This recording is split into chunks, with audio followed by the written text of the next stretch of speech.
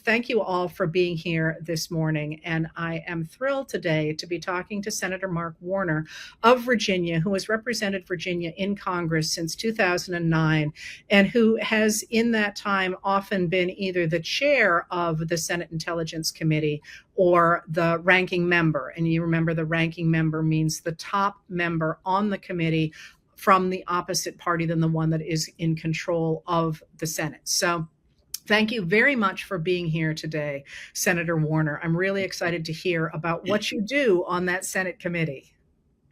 Well, Heather, thank you for having me, and I appreciate your great work and have followed it very closely over the last couple of years. The Senate Intelligence Committee came about in the mid 1970s. In many ways, America, while we had an intelligence agents all the way back to George Washington, we really didn't have a formal separated service until after World War II, and that was with the Central Intelligence Agency. I think anybody who's followed history realizes the CIA, while they had some successes, they had a lot of failures as well. And there was virtually no oversight from Congress of the CIA. In 1975, roughly, there was something called the Church Committee. They'd seen some of the excesses, and they created two standing committees, one in the House, one in the Senate. And what's unique about the Intelligence Committee is, in many ways, we are the only members in the Senate, there are now 17 of us, that get to see classified information. And then there's even a more select subset that is the chair and vice chair that get to see what's called the Gang of Eight material, things that, supposed to see everything basically the president gets to see. So those committees were set up, and our job is to, frankly, be the eyes and the ears for other members who are not on the committee. After 9/11, when there was such an intelligence failure, there was an attempt in our Intelligence Committee grew from one agency, literally, or now I think 18, 19, I sometimes get it mixed up because you've got every military service has got an intelligence agency. We've got satellite services. We've got, the people that listen in, the National Security Agency, Defense Intelligence Agency. Space Force now has an intelligence component. We said we need to have a better organization. We correct the Director of National Intelligence, the ODNI. That has been of mixed success in terms of trying to coordinate and make sure that we share information appropriately. I had very little background. I was a business guy. I was governor. I was more a numbers nerd, but I got on the intelligence community very early on after I was elected. And it's really become my greatest passion in public service, because not only do we get to look at all the national security issues from how we share information, get information about our adversaries, but in many ways, the Intelligence Committee has also become, at least in the Senate, the default technology committee. Because as we look, particularly in terms of competition with China, around artificial intelligence, quantum computing, AI and bio combined. I was a wireless guy, so the rise of Huawei. National security is more than tanks and guns. It is also technology competition, and we're the entity that really follows a lot of that. And it isn't. It's been frightening at times. It's never dull, and for the most part, particularly until the beginning of this second Trump administration, it has been uniformly bipartisan. Some of that has fallen aside recently, which is really, really disappointing. But it is the one place, because there's not a lot of grandstanding. We go into what's called a SCIF, a secure place. We don't have press. And for the most part, once we have witnesses, you can't tell who's a Democrat and who's a Republican. That's a good thing.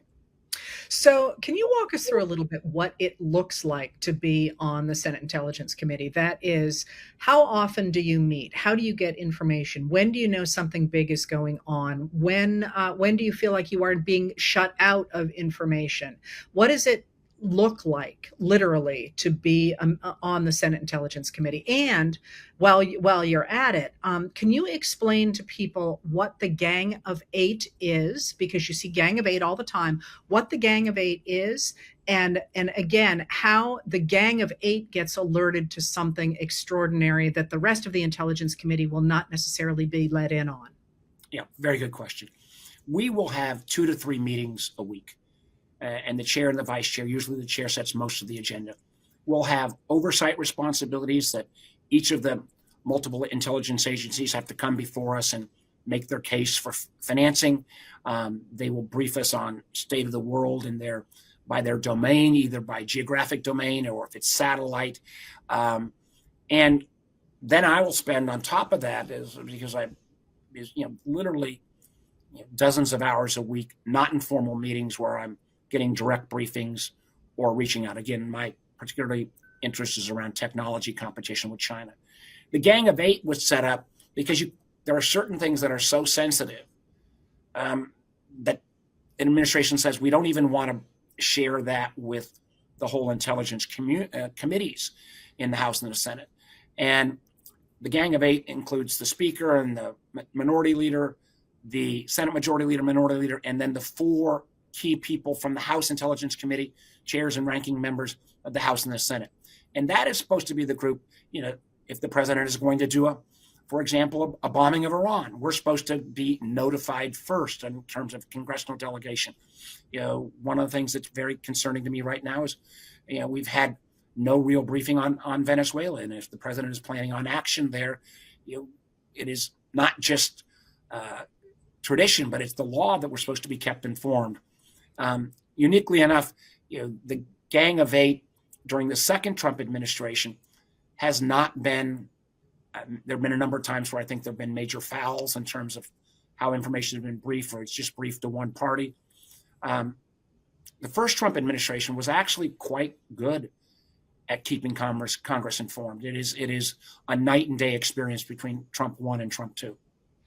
So before we get into that, what I'd like you to go back just for a second and talk about how many different intelligence components there are to the U.S. government, because that became very clear, I think, when President Trump was charged with retaining classified documents, and the number of agencies that were had some of their information compromised was really astonishing. And you have mentioned the people who look at satellite imagery, for example, as being different than the CIA.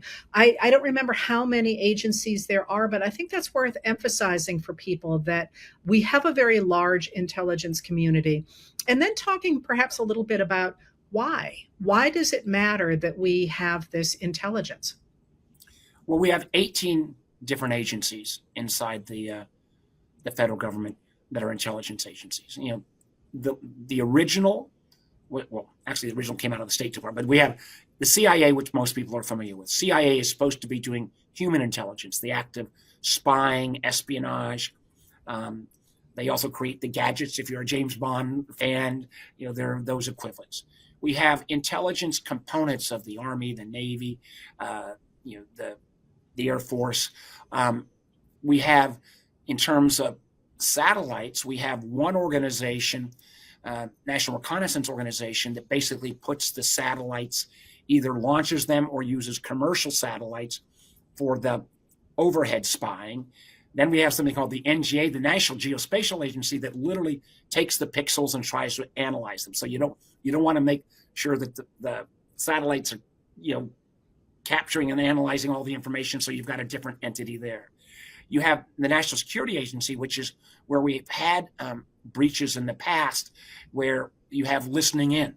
And again, this goes to the heart of a series of protections, so that our government can't listen in on American domestic conversations, but can listen in oftentimes on foreign conversations if there is identified targets. We have the FBI that has components that does domestic, but also has some components in terms of how our foreign intelligence intersects with domestic intelligence. Remember, it was the CIA and the FBI that didn't share intelligence enough that many people said led to 9/11, because we had, following the terrorists, when they came to America, the FBI was supposed to pick up and people didn't share. We have the State Department, for example, has an intelligence component. The Defense Intelligence Agency, which is separate from the intelligence agencies of the individual services, are the folks who are like oftentimes the military attaches at embassies that also have an intelligence function. We then, I've not named them all right now, Space Force, there are The Energy Department has a component because of the challenge around nuclear weapons. But the big ones are the CIA, the NSA, the NRO and NGA to combined, and FBI, and then Defense Intelligence Agencies, the big, five or six. What was interesting with the Director of National Intelligence, we said we weren't sharing enough. So this office was created, and it was supposed to kind of coordinate. It doesn't have direct budgetary control over all of these entities, but it is supposed to be the coordinating body. And depending on who's been the head of the Director of National Intelligence, it really is as much a convener and a personality driven, because if an agency doesn't do what the ODNI says, the ODNI director doesn't have any ability to kind of cut off the money. So it's an imperfect solution, but it's much better than it was 20 years ago. So that's the structure.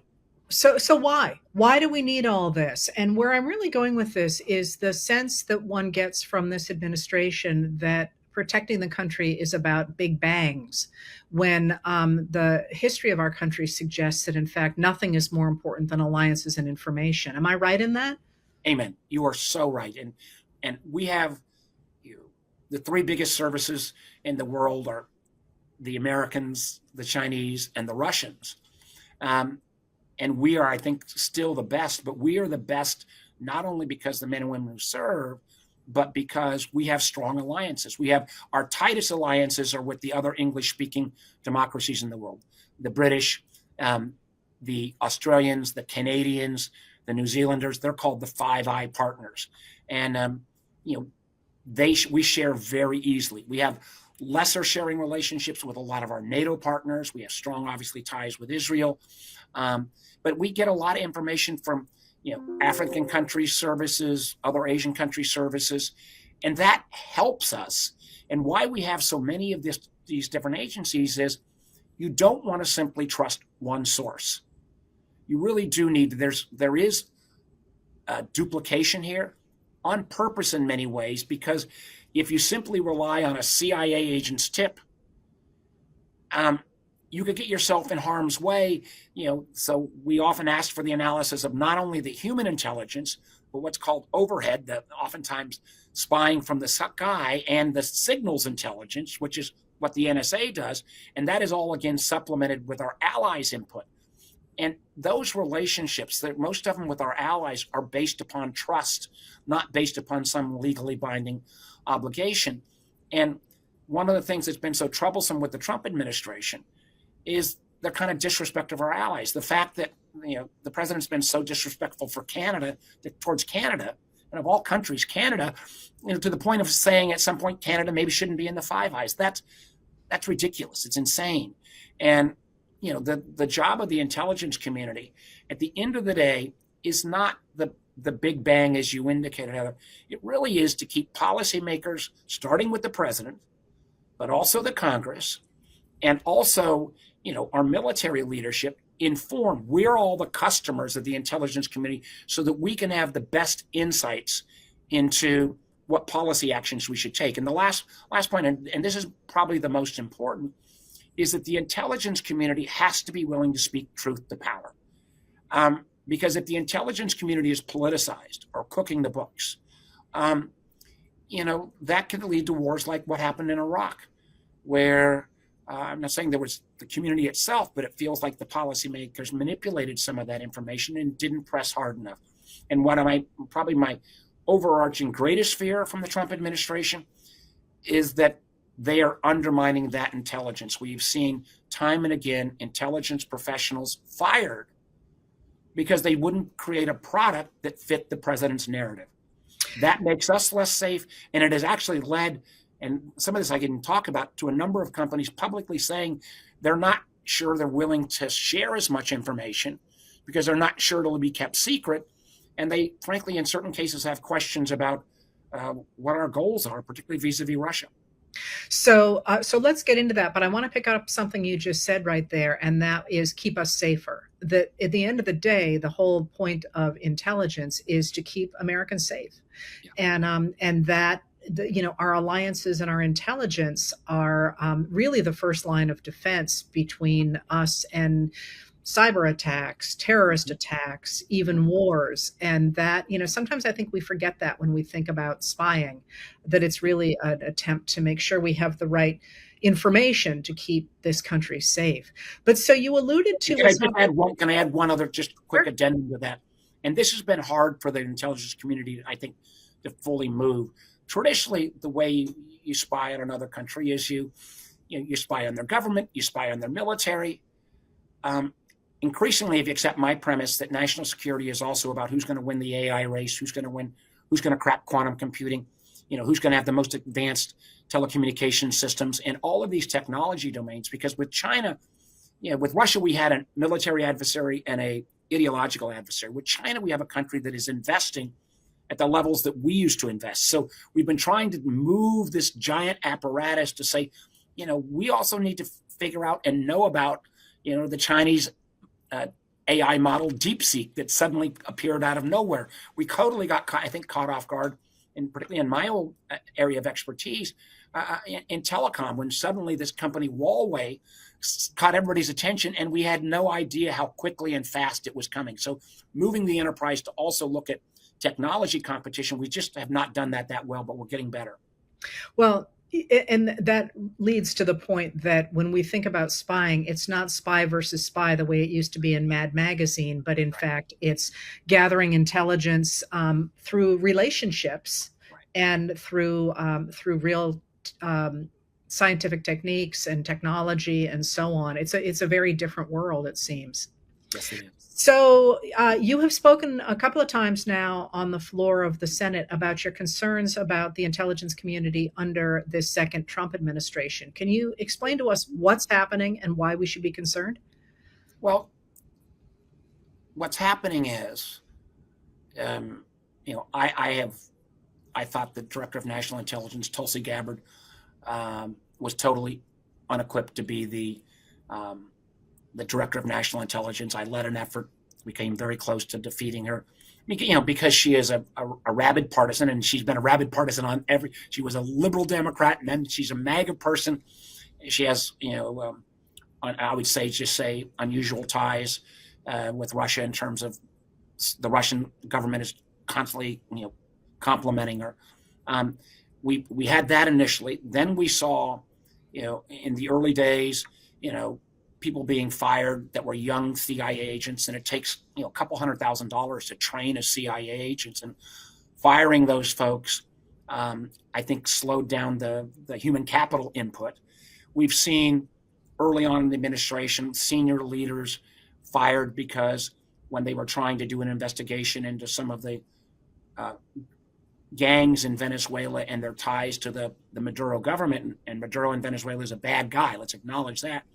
But they didn't come up with the conclusion that the administration wanted, and they got fired for that.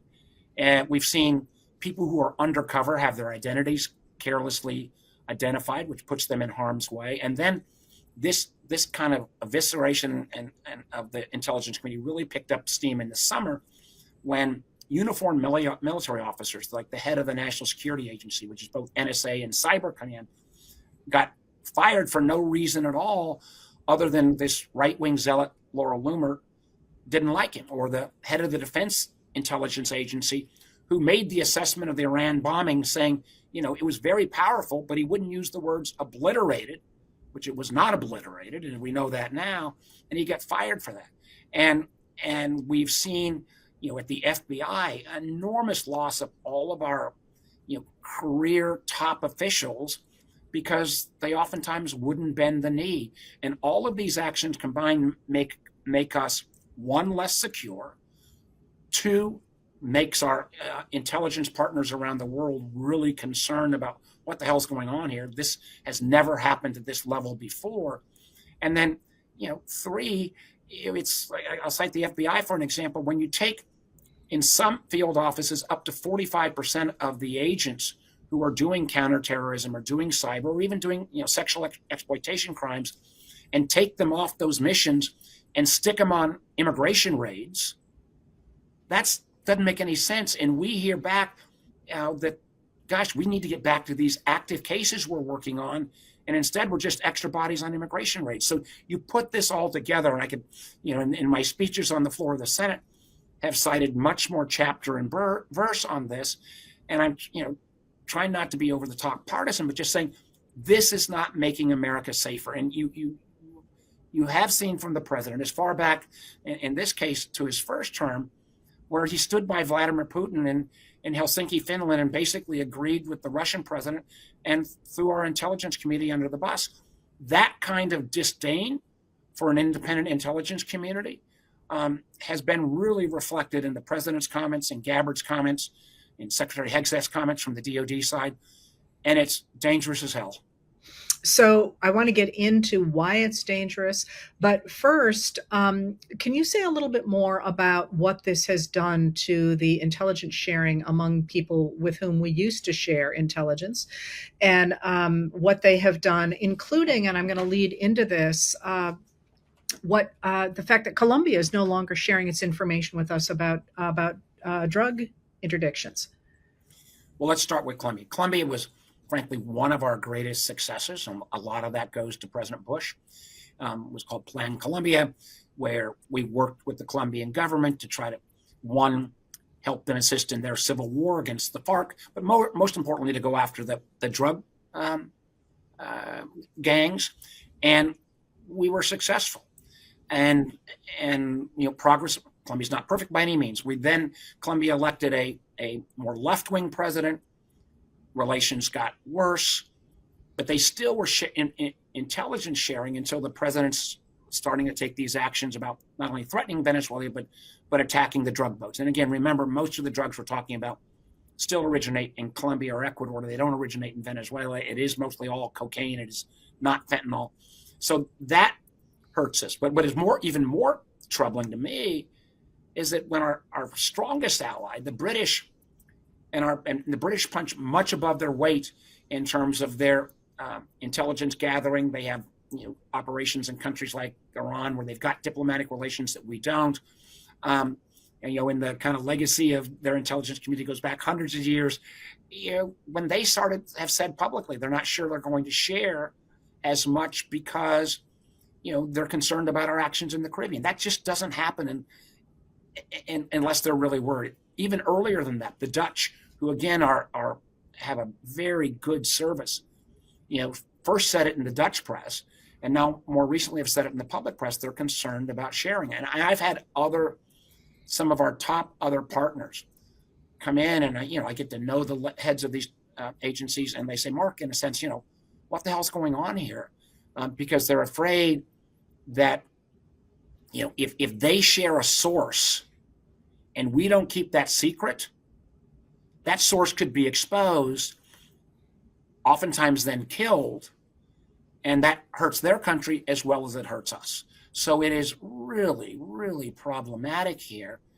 And then you take that and you think about second and third world countries where the president basically taking down all of America's soft power, where we provide small, but in some cases overall important humanitarian assistance from USAID. When all of that is taken away, then in those countries they're not willing to share as much as well. So, and what we've done is, the one thing we always had, it was that as sometimes we screw up and we've made mistakes, but at the end of the day, most of the world viewed us as still kind of the good guys with all our flaws.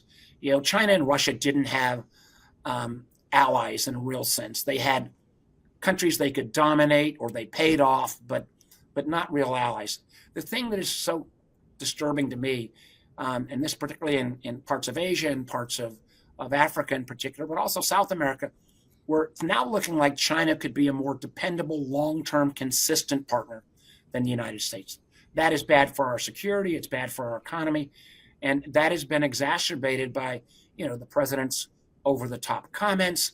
It's been exacerbated by, kind of requiring the intelligence or wanting the intelligence community to produce products that meets his political narrative, even if that narrative is not true.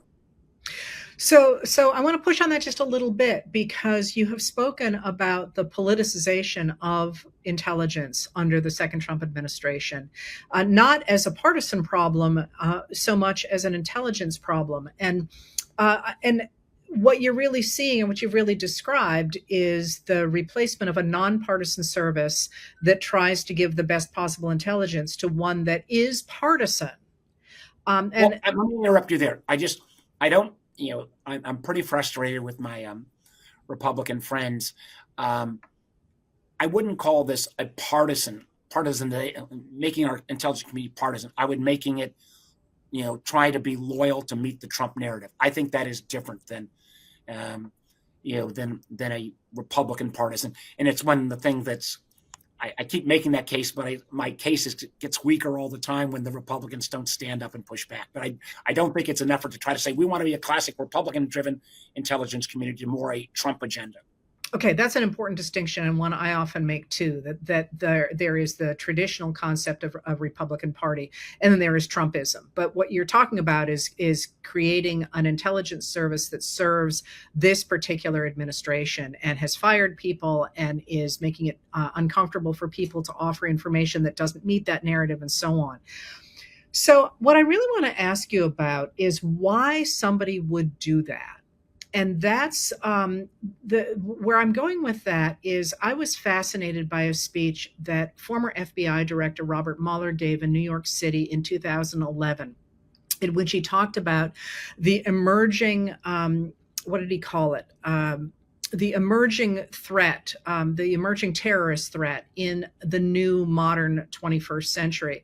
And what he argued was that what America really has to grapple with in this era is transnational organizations that are not ideological, that are not necessarily religious, but they are essentially organized crime that mixes together businesses, governments, and terrorists essentially to amass money, but also power. And I thought that was really interesting when I was reading your speech. I think it was of September, and you talked about this pushback against the constant pushback against the Russia investigation from President Trump. Because as you pointed out, it is the only report from the Senate Intelligence Committee, I believe, that was unanimously accepted by the people on that committee, including then at the time chair of the committee, Marco Rubio. So, is that what we're looking at here? An attempt to loosen the guardrails for cyber criminals, for example, for different kinds of crime across the world? Or is this just, I'm breaking it because I want to? Well, I think it may be a little bit of both. And let me answer your question, but let me set a bit of a preface. This is not just happening with the intelligence community. This is happening across all of our government. The Federal Reserve was set up to be independent of the president. The president is trying to bring the Federal Reserve and who sets interest rates under his control. We have all of the independent regulatory agencies that whoever the party in power is gets to have the majority. Think the SEC, think the commodities, CFTC, think about a host, the FCC as well, FTC, all these, three-letter I was going to say, that alphabet stuff. Yeah, that's too important stuff. But they're supposed to have whoever's the president gets the majority on the commission. The minority party gets, they're usually split 3-2 or ratios like that.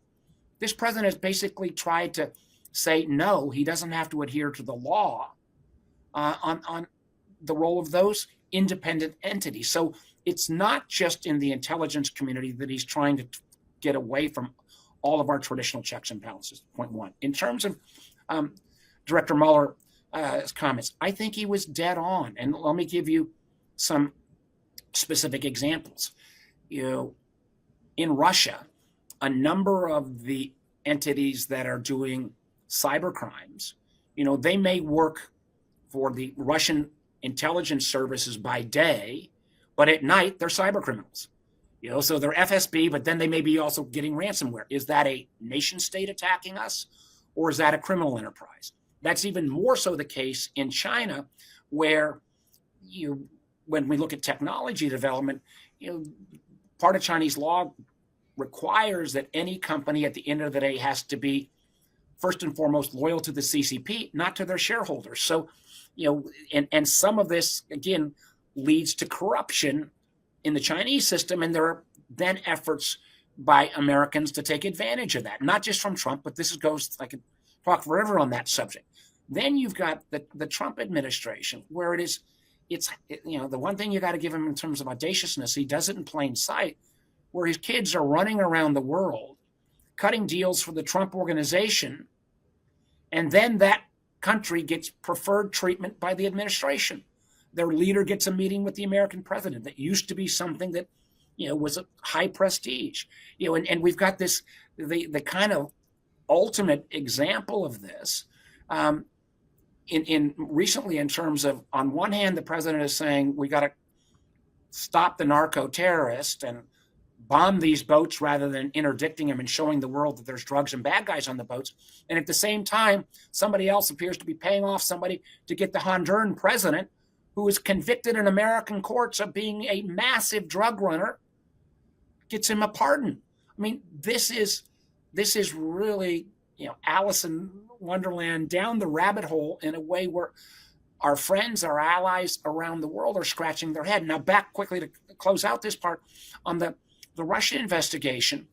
There were so many dangling threads that we never could follow, where it appeared there might have been, much more inappropriate activity that potentially involved money.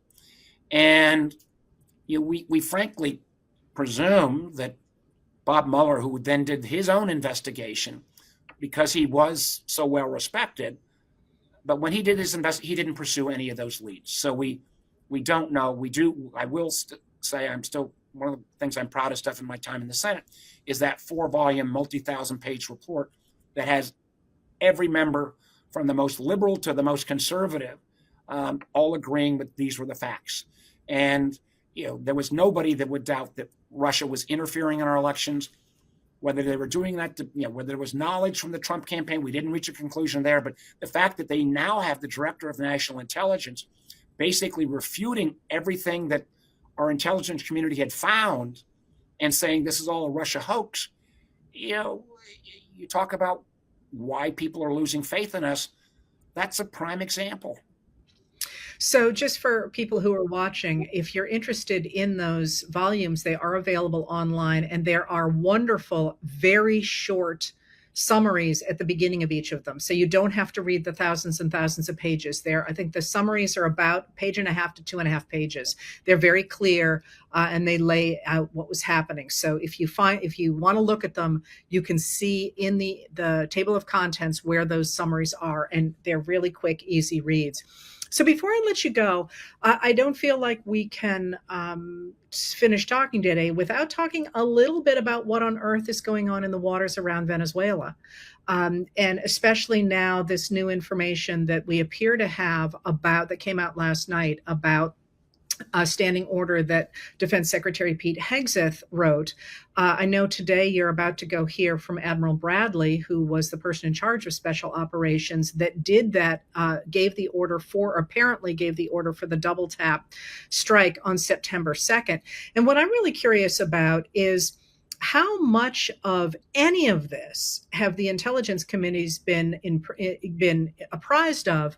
And if not, is there A, concern about that, but B, a plan to do something about it? Well, one, in terms of the overall actions, it has been minimal at best. We've been briefed a couple of times. The decision was taken in late July to start these strikes. It's never been fully explained. And incredibly, 90% of the strikes are in the Caribbean.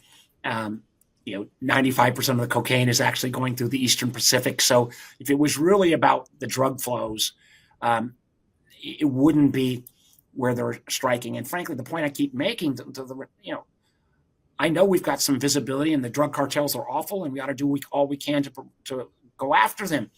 But we'd be a hell of a lot better in terms of how we're viewed, not only in America, but around the world, if we said, well, let's stop these boats and show the world the drugs and show the world the bad guys on the boats, as opposed to blowing up. And you've got Hegseth, who again, he's having a rough week because the inspector general said his earlier malfeasance around using signal chat personal phones with classified information put our troops in harm's way.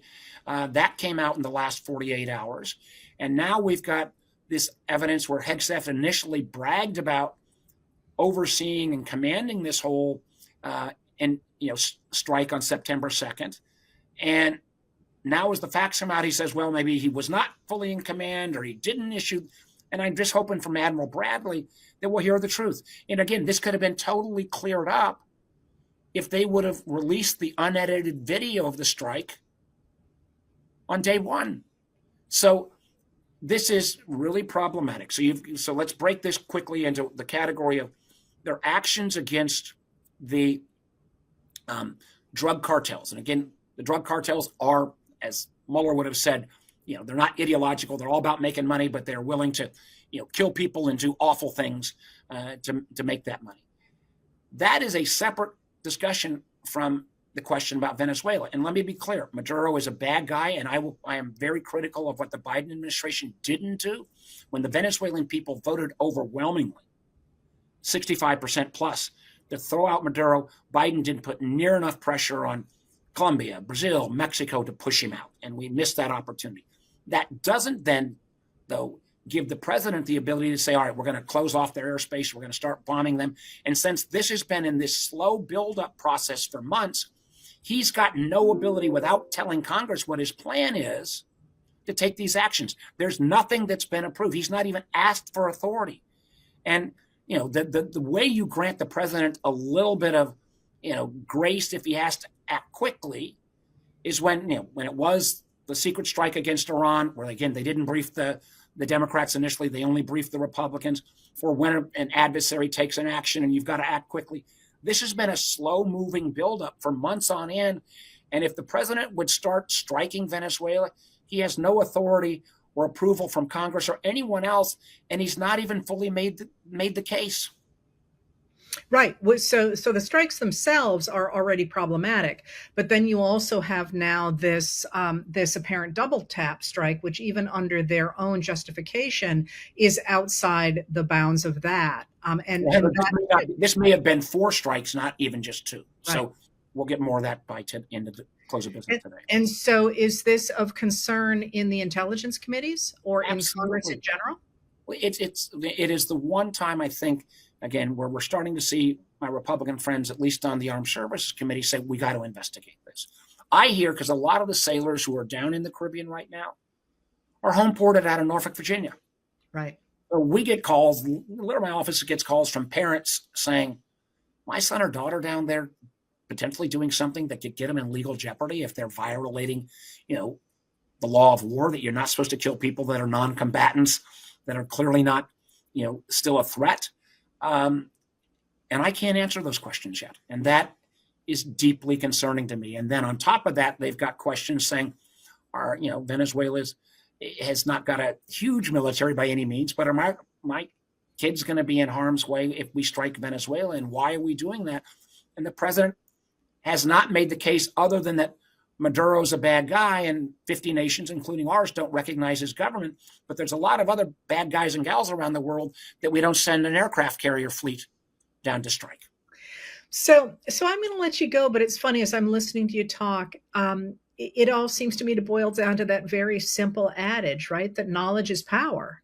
And the fact that the United States had access to such extraordinary knowledge through allies around the world made us powerful. And now that you're operating in the dark, that we are operating in the dark, you can watch that power slipping away. I guess the question is, to whom is it slipping?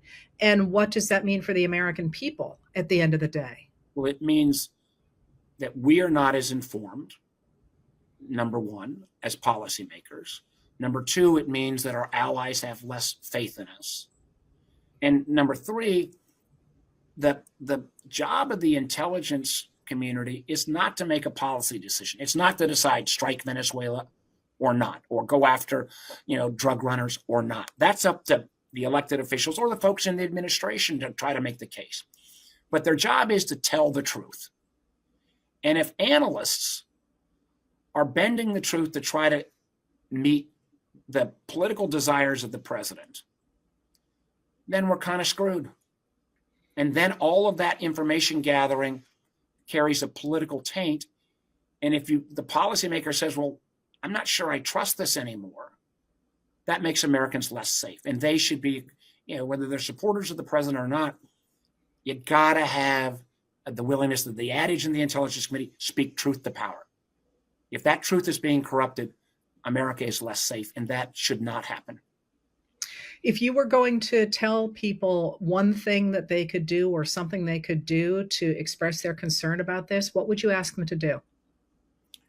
I would ask them, one, to vote in next year's elections, because I think until we get some balance of power back in Congress, we're not going to be held accountable. And I would ask particularly if they're represented by, Republicans, to please try to talk to their senators and congressmen and say, even if they agree with the president on some of his policy items, in terms of our national security, there should be no partisan politics. Or there should not even be, in partisan is, again, we get using this word, there should be not Trumpism versus the traditional speaking truth to power.